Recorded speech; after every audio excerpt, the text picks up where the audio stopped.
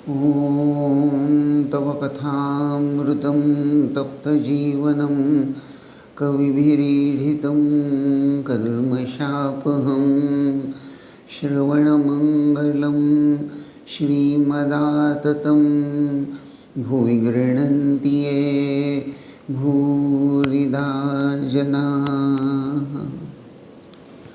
22 अक्टूबर 1882 अध्याय 11वां अर्थात परिच्छेद 11 दक्षिणेश्वर में भक्तों से वार्तालाप, यह शीर्षक इस अध्याय का और इसके अंतर्गत जो सब टाइटल्स हैं।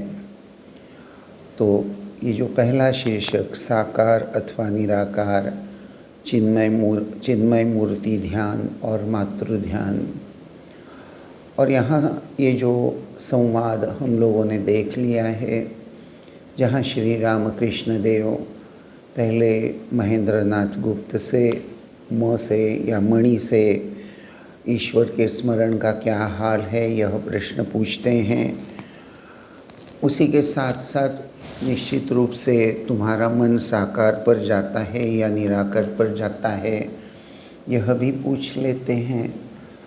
तो एक तरह से यह एक श्री रामकृष्ण देव की अपनी यह एक शैली है, पद्धति है। श्री रामकृष्ण देव के पास सैकड़ों लोग अपने प्रश्न, अपनी समस्याएं लेकर आया करते थे और उन सब व्यक्तियों को अगर उनका वर्णन हमें वचनामृत में स्थान स्थान पर प्राप्त होता ही है, होता रहेगा जैसे जैसे हम आगे बढ़ते जाएंगे। हो सकता है आप में से बहुत ऐसे भी श्रद्धावान भक्तिवान लोग होंगे जिन्होंने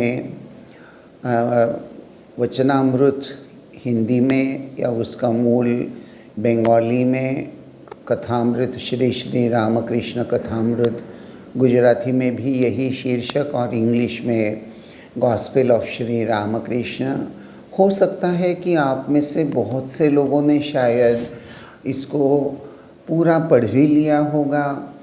अलग अलग रामकृष्ण संघ के वरिष्ठ और ज्ञानी मेधावी सन्यासियों के द्वारा वचनामृत विविध प्रवचन आप लोगों ने सुने होंगे या विविध आश्रमों में शाखा केंद्रों में जो वचनामृत के वीकली क्लासेस होते हैं वो भी अटेंड किए होंगे।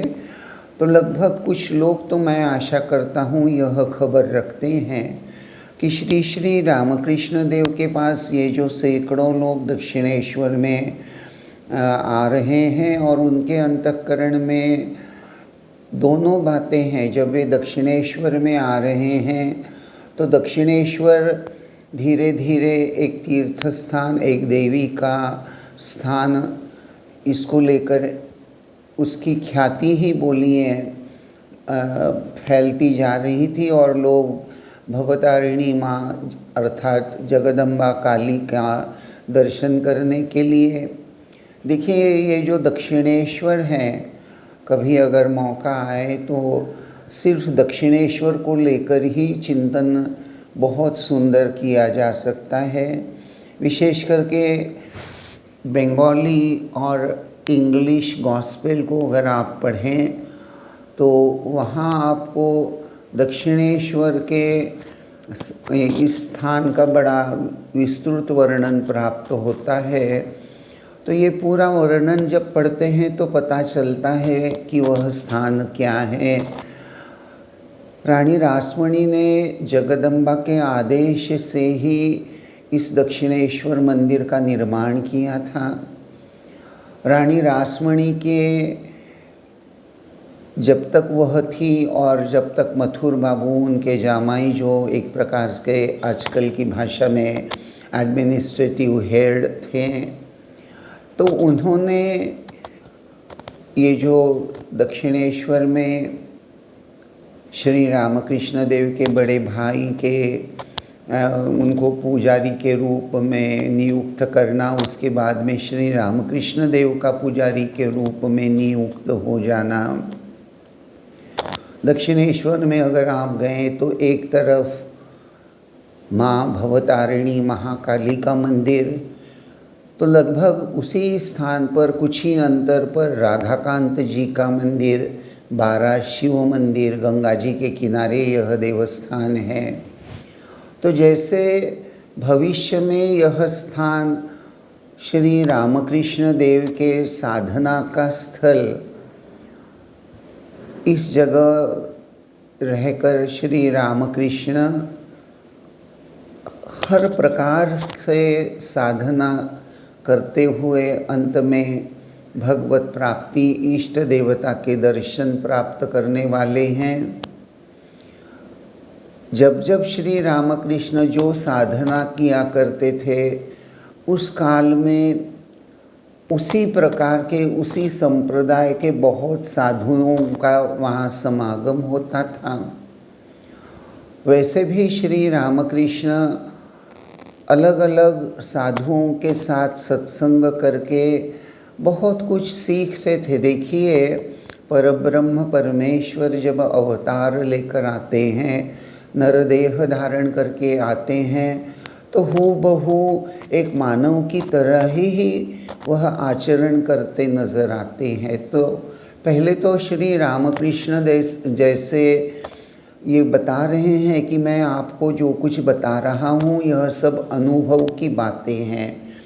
एक समय था जब दक्षिणेश्वर में कहो या कमारपुकुर में भी कहो, जब साधु आते थे, धर्मशाला में रुकते थे, तो वो इस सब खबर लेकर सत्संग करने के भाव से मैं उनके पास जाया करता था। क्योंकि ये जो हमने देखा कि भगवत प्राप्ति करने के लिए, आध्यात्मिक उन्नति करने के लिए उपाय क्या है, उस उपाय के रूप में श्री रामकृष्ण देव निश्चित यह कहते हैं, सत्संग करो, सत्संग करो। सत्संग करोगे, संत महात्माओं के पास जाकर भगवान की बातें सुनोगे, शास्त्र ग्रंथ, धर्म ग्रंथ, सद्ग्रंथों का अध्ययन करोगे, पवित्र जीवन यापन करोगे, सरलता, सहजता, संयम, सेवा परायण भावना, हर कर्म भगवान की पूजा सेवा, यह श्री रामकृष्ण देव किताबी बातें नहीं बताते थे। किताबों में भी उस समय भी जो ग्रंथ उपलब्ध थे, धर्म ग्रंथ ही कहिए, तो हर चीज़ में, हर पुस्तक में ये सब बातें तो लिखी हुई हैं। ये कोई बहुत नई बात श्री रामकृष्ण इंट्रोड्यूस नहीं कर रहे हैं, लेकिन उसके द्वारा मन में जो परिवर्तन होकर ईश्वरानुराग जन्म लेता है, ईश्वर के प्रति अनुराग, ईश्वर ही हमारे अपने हैं, यह भावना, यह जो शीर्षक है साकार अथवा निराकार, चिन्मय मूर्ति ध्यान और मातृ ध्यान, देखिए ये तीनों का अपने आप में एक तरह से देखें तो एक स्टेप वाइज इवोल्यूशन है। या यूँ कहिए कि निर्गुण निराकार जो है वही सगुण साकार होता है, और उसी सगुण साकार की आगे चलकर मूर्ति बनाई जाती है, एक तरह से विग्रह, श्री विग्रह। आप डाकोर जाइए तो वहाँ भगवान डाकोरनाथ जी का श्री विग्रह है। आप द्वारका जाइए तो द्वारका में हम श्री विग्रह देखते हैं, अर्थात मूर्ति। कभी वह पाषाण की होती हैं, संगमरमर की होती है, कभी पंचधातु की होती हैं। मूर्ति जिस भी मटेरियल की क्यों न हो, हमारा ध्यान मूर्ति किस मटेरियल की है इस पर केंद्रित नहीं रहता। भारतवर्ष में, गुजरात में, महाराष्ट्र में मैं देखता हूँ, इवन कर्नाटक में भी गणपति उत्सव बड़ा बड़े उत्साह के साथ धूमधाम के साथ मनाते हैं। नवरात्रि गुजरात में बड़े धूमधाम से मनाते हैं। माँ दुर्गा की पूजा होती है। तो ये जो अष्टभुजा दशभुजा ये तो रूप ही है ना, मूर्ति है। लेकिन वह सिर्फ मूर्ति नहीं है, वह सजीव हैं। चलती भाषा में बहुत बार हम लोग बातों बातों में बोलते हैं, अरे पावागढ़ की देवी जागृत देवस्थान है। तो देखिए ये जागृत देवस्थान, कौन जागृत है भाई?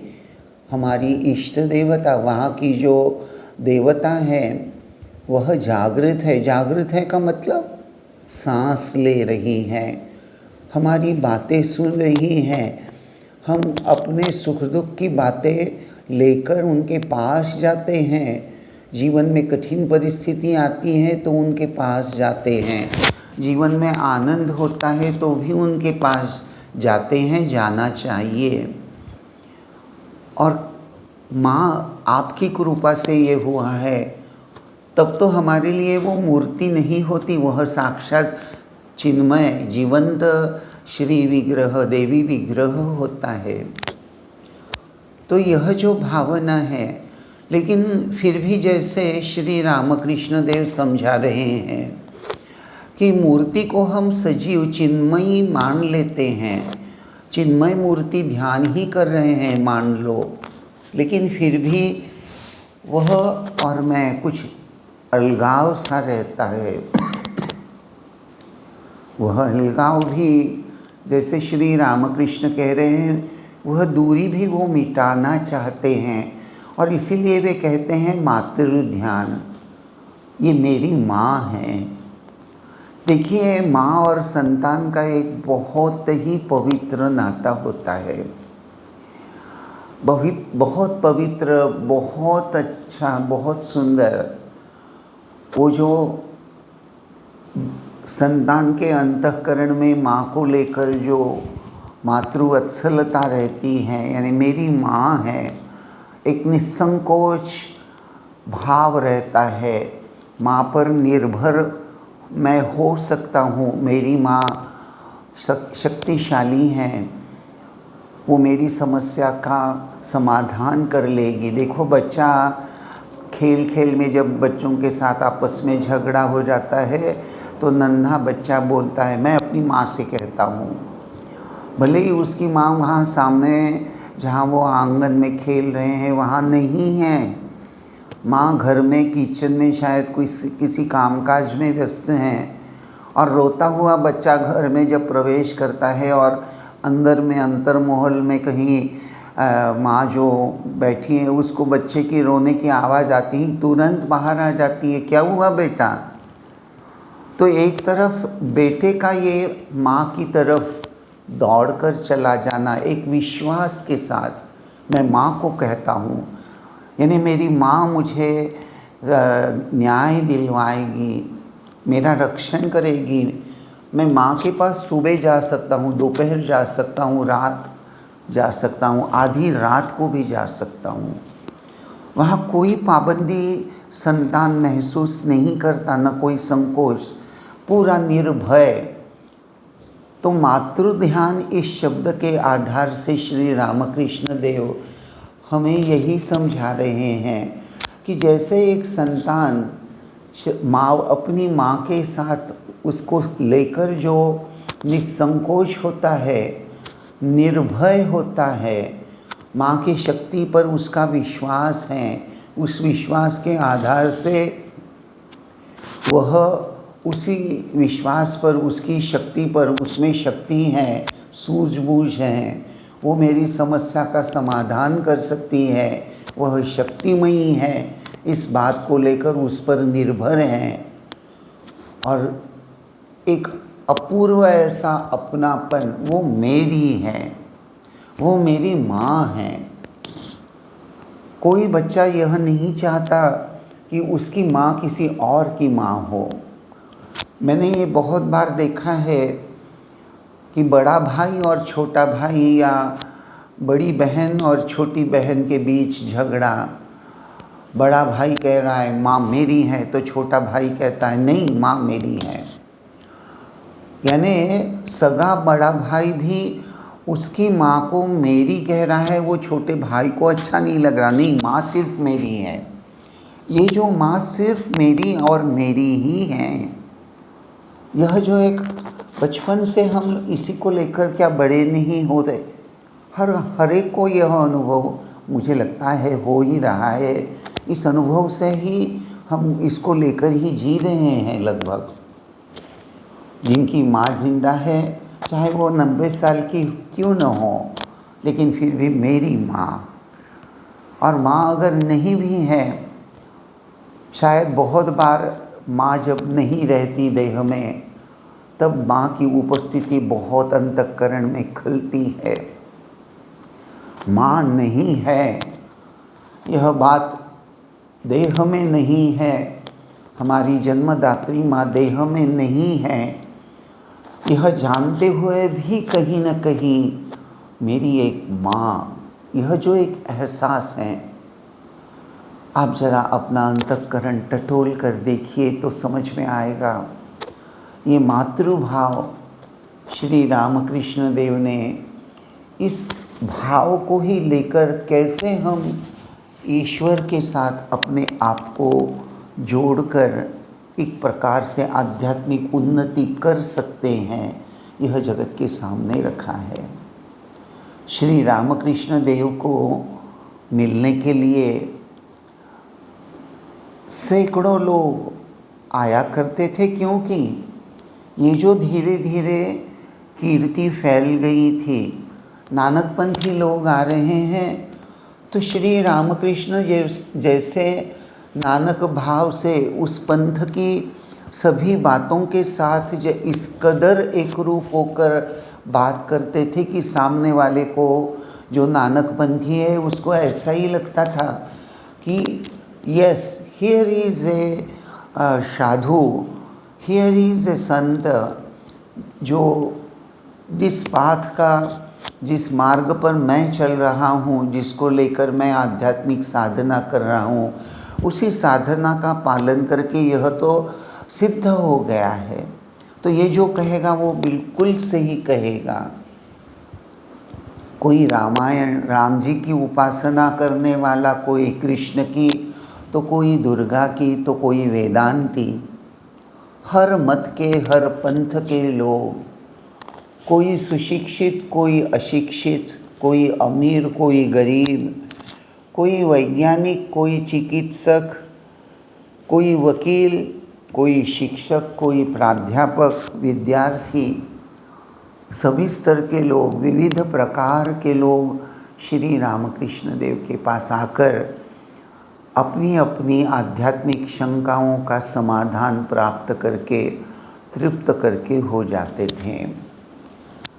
आज भले ही हम देहधारी श्री रामकृष्ण देव के एक तरह से बोल सकते हैं, देहधारी रामकृष्ण देव के साथ दक्षिणेश्वर के देवस्थान में जाकर श्री रामकृष्ण देव के वो कमरे में वहाँ बैठकर श्री रामकृष्ण देव के आध्यात्मिक प्रश्नों का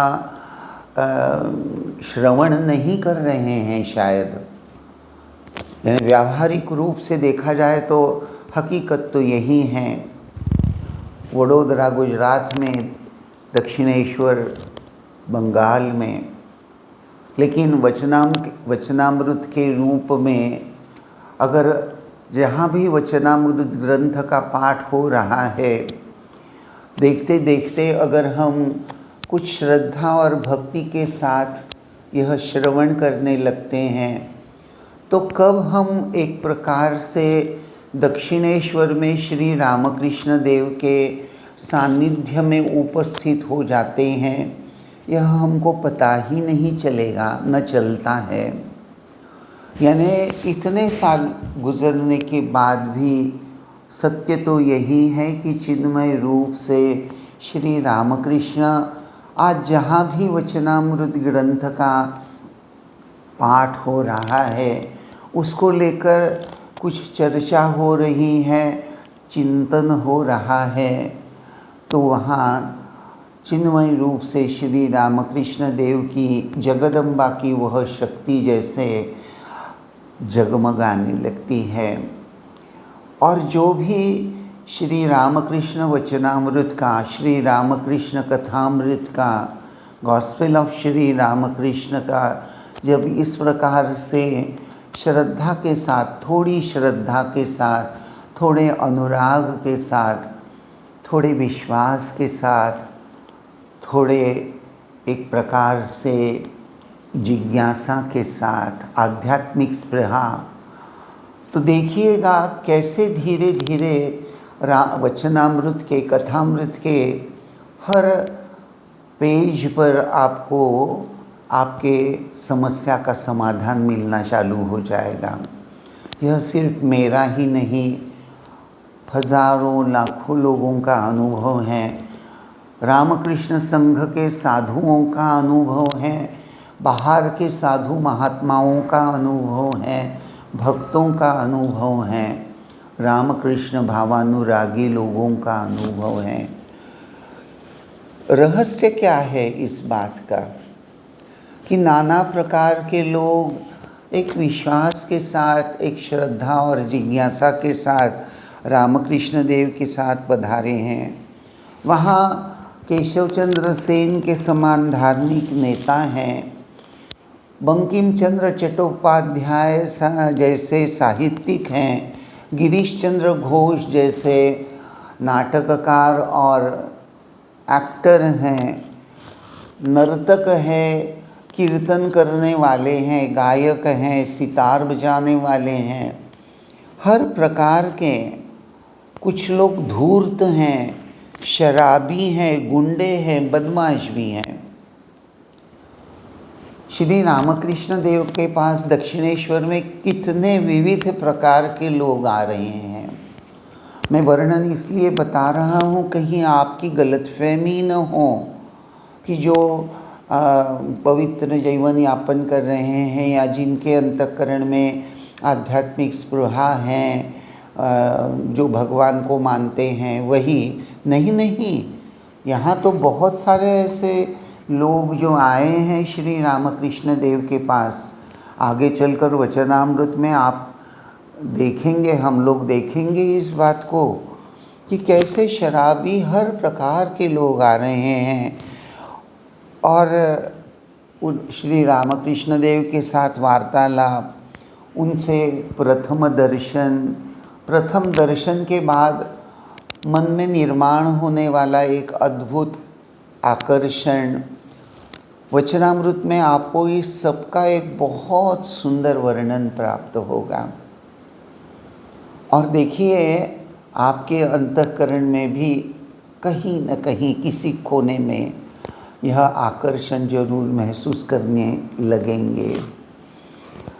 श्री रामकृष्ण देव दक्षिणेश्वर अपनी खाट पर बैठे हैं और समस्या का समाधान हो रहा है।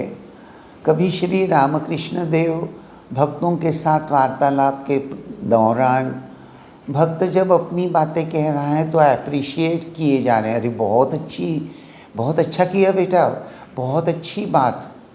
इस तरह से किसी के आचरण का एप्रिशिएशन, उसकी प्रशंसा भी कर रहे हैं और समस्याओं का समाधान भी कर रहे हैं। तो भाई समस्या का समाधान कौन कर सकता है? मूलतः समस्या का समाधान वही कर सकता है जो स्वयं समस्याओं से मुक्त हो। श्री रामकृष्ण देव अगर आप देखें जैसे समस्या मुक्त, उनको कोई समस्या नहीं है। जीवन के हर अवस्था का उन्होंने अनुभव किया है। साधना काल में एक साधक को आने वाली कितनी सारी बाधाओं का सामना उन्होंने किया है। संसार में गरीबी क्या होती है उसका अनुभव किया है। आप्त स्वकीय, उनके रिश्तेदार, उनका निधन, सब उन्होंने देखा है। वर्णन आता है श्री रामकृष्ण देव का, शारदानंद जी ने जो ऑथेंटिक बायोग्राफी लिखी है ठाकुर की, श्री रामकृष्ण देव की, श्री श्री रामकृष्ण लीला प्रसंग, वहाँ हम देखते हैं कि श्री रामकृष्ण के जो नेफ्यू हैं, भतीजा हैं, चाचा भतीजा, श्री रामकृष्ण देव चाचा हैं, उनका जो भतीजा है उसकी मृत्यु हो गई है, अक्षय, जिसको वो बहुत प्यार करते थे। लेकिन मृत्यु के समय वर्णन आ रहा है, जैसे मृत्यु की घड़ी नज़दीक आ रही है, श्री रामकृष्ण देव एक बहुत उच्च भावभूमि पर भावावेश में आरूढ़ हो गए हैं और धीरे धीरे खूब अट्टहास करके हुए हंस रहे हैं। अक्षय की मृत्यु हो जाती है, बाकी लोग रो रहे हैं, जो मायाबद्ध हैं, जो सोच रहे हैं कि हमारा बेटा चला गया, अमुक रिश्ते ये चला गया, रो रहे हैं, उदास शोकातुर हो गए हैं। और इधर श्री रामकृष्ण देव आनंद में अट्टहास, हंसी, और हृदय चौकन न होकर बार बार श्री रामकृष्ण देव को रोक रहा है कि मामा ये क्या कर रहे हो, चुप करो। रोक नहीं पा रहे हैं श्री रामकृष्ण। लेकिन दूसरे दिन जब उस अवस्था से, जब वह अपने नॉर्मल प्रकृतिस्थ हो गए हैं, नॉर्मल ह्यूमन लेवल स्तर पर आ गए हैं, तो बहुत रो रहे हैं। हृदय पूछता है क्यों मामा? तब बोलते हैं कि हृदय ऐसा लग रहा है रे जैसे कोई तौलिया पानी में भिगोकर, जब हम तौलियों को धोते हैं, कपड़ों को धोते हैं, तो धोने के बाद उसको निचोड़ते हैं, तो कहने लगे कि तौलिया जो होता है, टॉवेल, तो जब उसको सुखाने के पहले मनुष्य निचोड़ता है, तो जिस तरह से वो निचोड़ा जाता है वैसे लग रहा है रे जैसे मेरा कोई हृदय निचोड़ रहा है। ठाकुर के आँखों से आंसू आ गए हैं। ये जो हृदय हैं, ठाकुर के बहन का लड़का भांजा, एक समय आ गया जब मथुरानाथ विश्वास, द एडमिनिस्ट्रेटिव हेड ऑफ रानी रासमणी के ज़मींदार के एडमिनिस्ट्रेटिव हेड, दक्षिणेश्वर देवस्थान के चीफ एडमिनिस्ट्रेटर, एक तरह से वो चल बसे हैं और उनका बेटा त्रैलोक्य सब कुछ देखभाल कर रहा है। और त्रैलोक्य की बेटी को हृदय ने जगदम्बा के भाव में उसकी कुमारी पूजा कर ली। तो त्रैलोक्य निम्न वर्णीय होने की वजह से उस ज़माने के नियम, यूँ कहिए ऑर्थोडॉक्सी वॉज वेरी स्ट्रांग। एक समाज में उस समय एक प्रचलित विचार था कि उच्च वर्णीय लोग, हृदयराम एक ब्राह्मण, और उसने त्रैलोक्य की वो नन्ही सी बच्ची, तो त्रैलोक्य वो एक तरह से कायस्थ या निम्न जाति का है, उसकी बेटी, उसका देवी ज्ञान से पूजन किया। तो ये तो प्रथा के, परंपरा के विरुद्ध हो गया। और त्रैलोक्य और उसके परिवार वालों को यह डर कि ये कहीं अपशकुन न हो, ये कुछ हमारी बेटी का अकल्याण का कारण न बने। तो त्रैलोक्य सोचता है कि हृदय ने बहुत बड़ी गलती की है और उसकी सज़ा, पनिशमेंट उसको मिलनी ही चाहिए। और बहुत नाराज़ होकर त्रैलोक्य ने हृदयराम को दक्षिणेश्वर के देवस्थान से निकाल दिया। खैर हृदयराम तो चला गया, लेकिन वर्णन आपको वचनामृत में ही प्राप्त होगा। दक्षिणेश्वर में श्री रामकृष्ण भक्तों के साथ बैठकर भगवत चर्चा कर रहे हैं, सभी आनंदमय वातावरण में निमग्न हैं। ऐसे में कोई आकर सूचना देता है कि हृदय आया है, लेकिन हृदय को तो दक्षिणेश्वर के देवस्थान में प्रवेश निषिद्ध होने की वजह से वो बाहर खड़ा है। तो तुरंत श्री रामकृष्ण देव हृदय से मिलने चले जाते हैं और हृदय को पूछते हैं कैसे हो रे। हृदय पहले तो साष्टांग दंडवत करता है, आंखों से झरझर आंसू आ रहे हैं। मामा तुमसे बिछड़ कर कैसा रहूँगा। और श्री रामकृष्ण देव की आंखों में भी आंसू आए हैं। अद्भुत वर्णन है। साक्षात परब्रह्म परमेश्वर एक रिश्तेदारी निभाते हुए नज़र आ रहे हैं कि ये मेरा भांजा, वो कह रहा है, उसकी आंखों में आंसू हैं। बड़े सांकेतिक शब्द उच्चारण हृदय राम कर लेता है। शायद वह नहीं जानता वह क्या बोल रहा है। उसको श्री रामकृष्ण देव के बारे में, वह साक्षात अवतार पुरुष हैं, यह श्रद्धा कितनी तीव्र और जागृत थी, यह एक अलग विषय हो जाएगा। उसका विस्तार से वर्णन करने का यह स्थान भी नहीं है और अब समय भी नहीं है। लेकिन ये जो हृदय कहता है कि मामा तुमसे बिछड़ जाने के बाद क्या कोई सुखी रह सकता है, अर्थात भगवान से जब हम दूर हो जाते हैं, भगवद वियोग में आजकल का ज़माना, मुझे यही कारण लगता है कि विश्व में सुख के साधन तो बहुत बढ़ गए हैं, कंफर्ट जोन बहुत सुंदर हो गया है, फिर भी सारे विश्व में अशांति, असंतोष फैला हुआ है।